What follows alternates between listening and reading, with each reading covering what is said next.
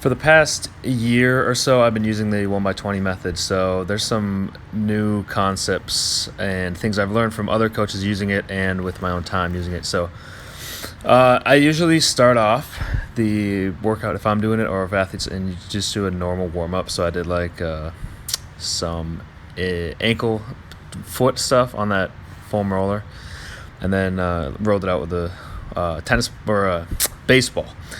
Anyways, here's then just like dynamic warm-up, whatever I feel like I need. So this is actually preparing for me to go on the basketball court and practice dunking.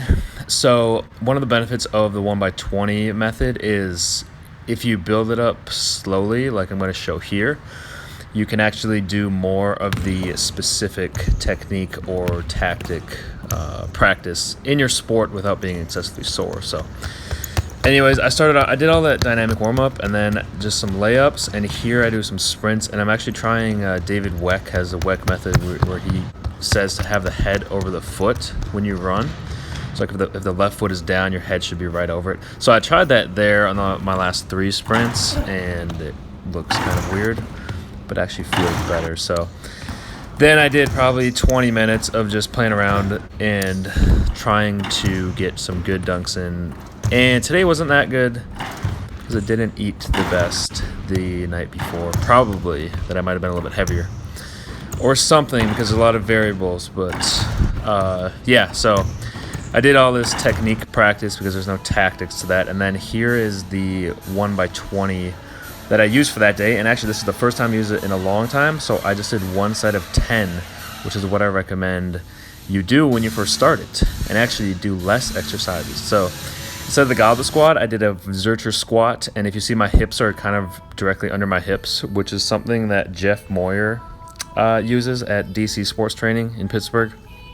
Like the sport back squat that Cal Dietz uses in like his peaking phases, but Jeff just likes to use it in like the 1x20 because you can see the ankle or athlete's ankle flexibility, and it's more of a specific position. So that's kind of what I did there. That's probably what I recommend if you have a smaller team. If you have a huge team, I just say squat the way you want to squat. But yeah, then I did push up. I actually did TRX row. I don't know why that video didn't come up. And then offset RDL, barbell RDL, and kneeling dumbbell overhead. Some of these are the same. Some of them I just changed because it doesn't really matter if you do a goblet squat or a Zercher squat. It doesn't really matter if you do a good morning of barbell RDL or a barbell offset RDL. Those are just methods that are arbitrary. It doesn't matter. And then here's a lat pull down. Then I did a Bulgarian split squat. This is with 20-pound dumbbells. I have used like 120s before for like a few reps. So I take it really easy. I would suggest if your first day of doing 1x20, do these movements, which is like, I don't know, 7, 8, 9 movements. Just pick a few of them and do those at a pretty easy intensity, and do one set of 10 so you get used to it, because you'll probably get sore from that first day of one set of 10.